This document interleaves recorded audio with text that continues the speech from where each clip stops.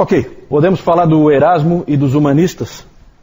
Eu já disse antes que humanistas não tinha o sentido que tem hoje. Quando a gente fala nos humanistas, eram pessoas que estudavam as humanidades.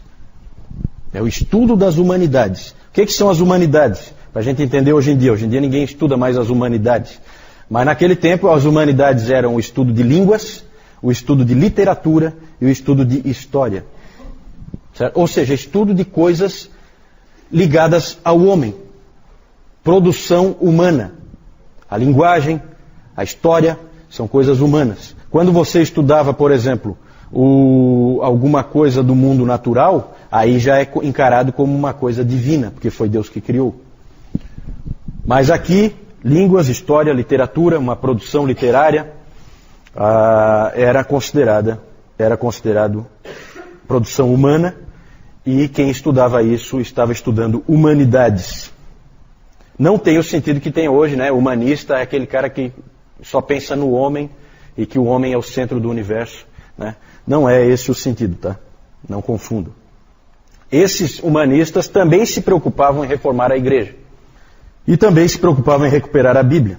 O maior dos humanistas foi Erasmo de Roterdã. Mas antes de falar do Erasmo, vamos só mencionar 3 outros indivíduos importantes, inclusive para nós. Um alemão, um francês e um inglês. O primeiro é o Johannes Reuchlin. Ele é um humanista muito importante porque ele se tornou um especialista em hebraico. Desde Jerônimo, eu acho que não tinha aparecido na igreja um indivíduo que conhecesse o hebraico como o Reuchlin. E ele e os seus alunos foram responsáveis por preservar o Antigo Testamento hebraico para nós. Porque havia o desejo, por parte da igreja, de destruir todos os manuscritos em hebraico, por considerar que se tratava de escritura dos judeus. E esse cara, junto com os alunos dele, lutaram para que os manuscritos permanecessem vivos. O segundo, Jacques Lefebvre d'Etable.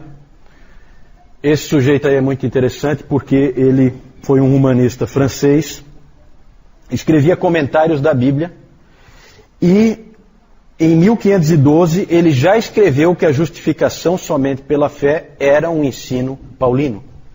Era um ensino de Paulo, que Paulo ensinava que a justificação é somente pela fé. Tanto que, às vezes, os protestantes franceses marcam a data de 1512 como o início da Reforma. O francês tem essa mania, né, de querer dizer que é com ele. Então ali não foi muito diferente. Ele traduziu, esse Lefebvre traduziu também a Vulgata. Da Vulgata ele traduziu a Bíblia para o francês, a partir da Vulgata latina. Tá? Isso em 1530, e ele fez isso sob forte oposição da igreja. Ele disse: se era adequado aos romanos ter a Bíblia traduzida para o latim, por que não seria para os franceses ter a Bíblia traduzida para o francês? Vejam como ele pegou realmente o espírito da coisa. Né? Quando nós falamos do Jerônimo, nós já dissemos que o Jerônimo não tinha a intenção de aprisionar a palavra dentro do latim. Ele queria colocar a palavra na mão do povo, porque nessa época se falava latim. E o Lefebvre percebeu isso bem. Ele sofreu duras críticas da igreja, dizendo que colocar as escrituras na mão do povo é altamente perigoso, porque todo tipo de heresias vão surgir dali. A resposta dele: não são as pessoas simples que leem a Bíblia que produzem as heresias. São os intelectuais que leem o latim que constroem cada uma delas. Que verdade, né? Não é o povo comum que produz heresias, é sempre um espertalhãozão lá de uma universidade ou de um seminário ou de um púlpito famoso que traz heresias à tona. Esse sujeito é muito interessante porque já como um senhor já muito idoso, já lá dos seus 80 anos, ele encontrou com o Calvino. O Calvino e o Farel foram lá encontrar com ele e foram muito influenciados por ele. Né? Tiveram provavelmente boas conversas entre irmãos.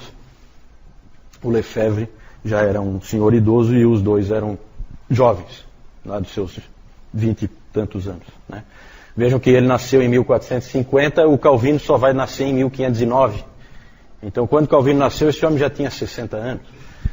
Então, era realmente dois jovens indo falar já com um ancião, né?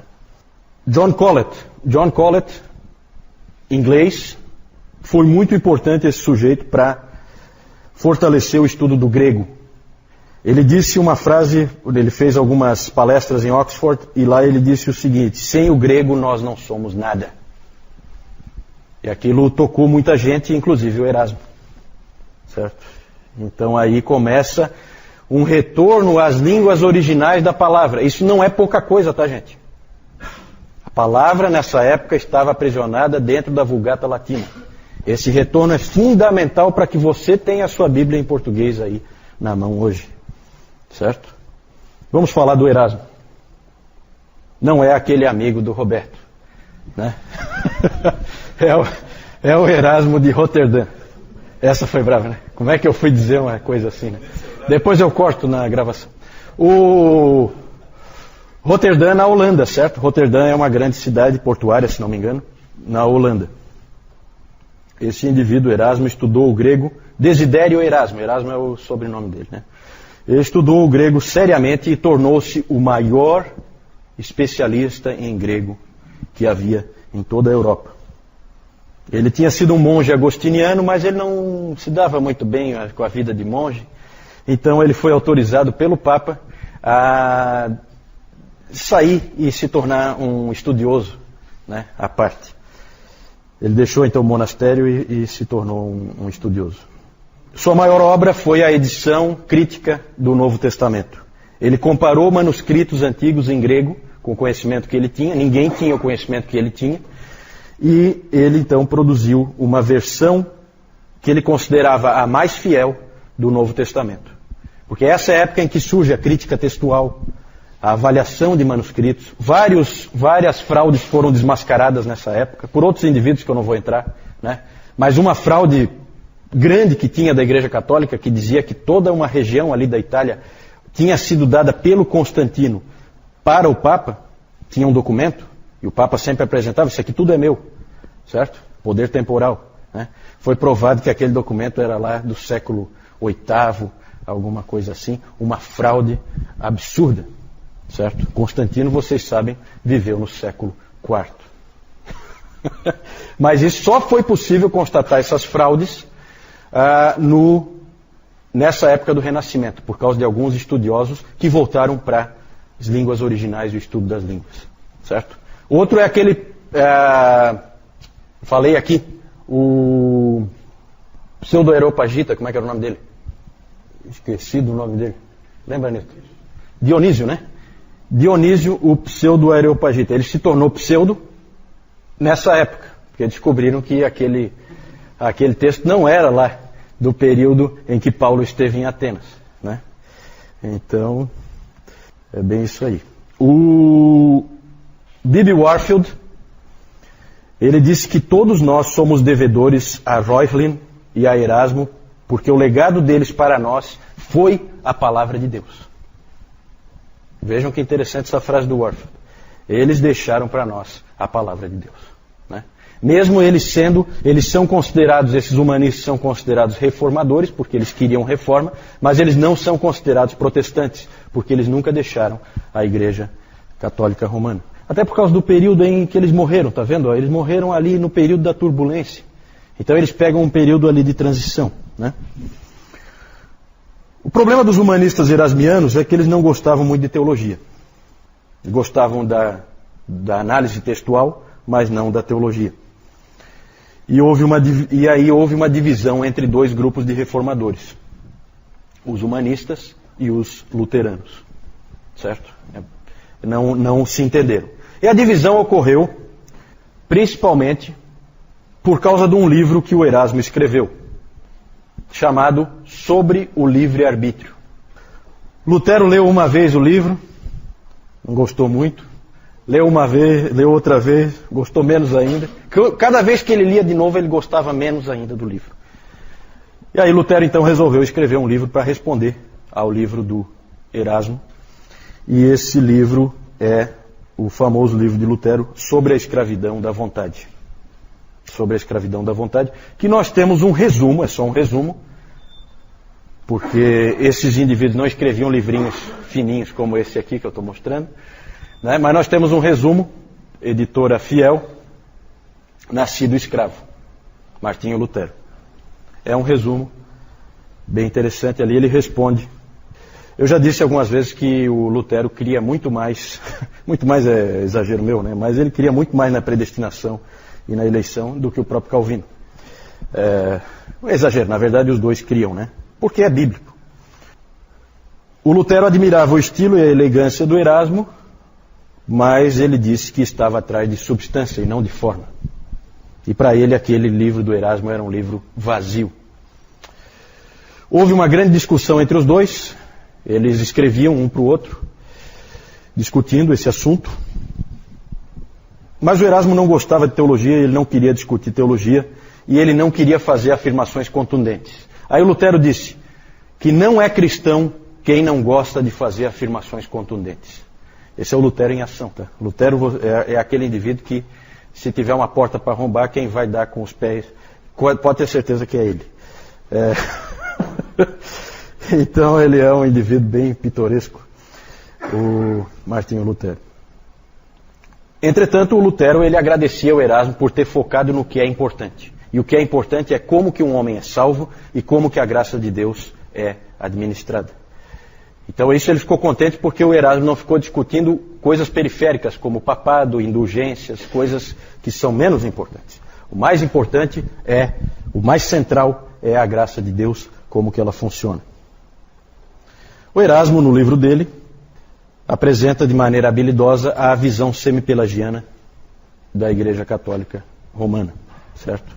Em que o Deus concede graça para a salvação, mas o pecador tem dentro de si o poder de fazer o bem, e a nossa salvação depende de fazermos coisas boas, e que Deus sempre vai nos ajudar quando nós fizermos essas coisas boas, certo?